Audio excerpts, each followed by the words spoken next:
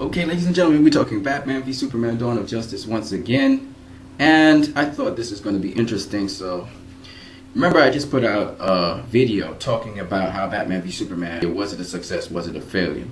And I happened to be moving along.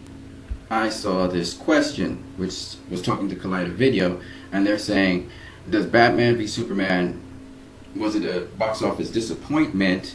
And Civil War, was it a box office disappointment because both movies didn't make $1 billion? And then they go on to say, does the studio really lose money in these big budget films? And or is it a product of unrealistic expectations by either the company or the people, etc.? Then it got to really be interesting when this guy you're seeing right here, he starts off by talking about how it was a disappointment for Warner Brothers that Batman v Superman didn't make $1.2, $1.3 billion at the box office. And he goes on to say, I actually like this movie, but I bought a whole set of stuff for Batman v Superman, and after seeing the movie, he didn't want to buy anything else. Now, if you like a movie, you're going to buy memorabilia from it irregardless. You know what I mean? He's trying to say how it will dampen sales for the products of Batman v Superman. And he never once mentioned about Marvel and the fact that this Civil War movie that they had came after the Avengers, after great groundwork and so on, and it hasn't made $1 billion either. So he wouldn't comment on that. And I thought this was so one-sided again, and he said so many lies in this thing. I'm going to go with some of the lies he said. The first one he said was Batman v Superman, it had a production cost of about $300 million. That's a lie, obviously. We did our video on that, so you already know it's $250 million.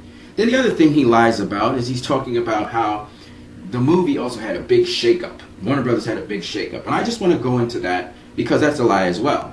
Warner Brothers basically has a head of the department. There's now a DC comic book division. And the two heads are Geoff Johns and Jon Berg. That's really what's going on. They haven't replaced anyone as executive producers of films. They haven't replaced anyone on any film. Zack Snyder is still executive producer for Suicide Squad. Ben Affleck is still executive producer for Justice League Part 1. It's always been that way. Zack Snyder basically opened up the DC universe. Him, Geoff Johns, Jon Berg, his wife, Charles Roven, these are the guys who are the core guys that set up this universe, okay? Geoff Johns has always been there. He always will be there. Zack Snyder will not always be there directing. The torch is actually being passed over to Ben Affleck if people didn't realize that. Duh. That's why Ben Affleck was on the Batman v Superman. He wasn't just there as an actor. Yes, he was acting and so on. But he's going to take on more and more responsibilities in that universe because Zack's not going to stay there forever. Zack was the guy to do the job. And what people forget is that Warner Brothers last year had so many box office flops, it's not funny. And Zack's the guy that seems to come through for them. First he came through for them with Man of Steel, and now he came through with BVS, and he's able to produce this money. Besides that, this film hasn't finished raking in the money. It's not done. It's $870 million. Again, another lie that this guy, he came out and said. He didn't say $870 million. He said $850 million. So you can see he's cutting down the numbers. He's trying to secretly sabotage the film. And I realize some of these guys in Collider videos, they have an agenda. And his agenda is to chop down the film at every turn that he can get. And I find this dishonest, and I find this something where I'm going to expose these guys, and I'm going to start showing their faces and exposing them for what they're doing. Now there's something else I want to show you guys. So here it is. New DC Films division at Warner Brothers, led by Geoff Johns and Jon Berg. This is a report from Newsarama. Now in the Hollywood Reporter they said, big shakeup in DC, restructuring of DC. Yeah, there's a restructuring of DC. Now DC's investing into their DCEU movies. They're going to need somebody to coordinate and manage for them. I remember Grace Randolph suggesting this, but she did not suggest Geoff Johns and Jon Berg. Geoff Johns and Jon Berg have been around with DC for a very, very long time. They're going to be there when Zack Snyder leaves, when Ben Affleck leaves, and so on. These guys, Charles Roven, they've been there forever, okay? So it's not funny to see Geoff Johns there and Jon Berg heading the DC Films division. They're honorary executive producers for all the DC films, okay?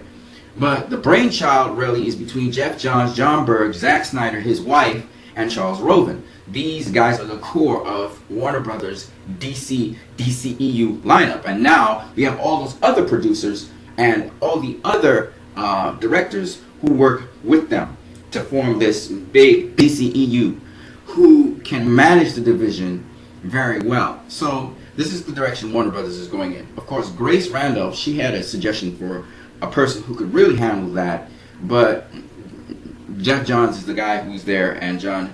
Now it's interesting, I'm one of the vocal people on YouTube, and I'm going to be vocal about this movie and defend it, because I hear too many lies. I hear too many erroneous statements made about the film. So you're going to hear me being very vocal about this film. But I think that Apocalypse should be much more original than Civil War. Civil War was a ripoff of Batman v Superman. We all know this.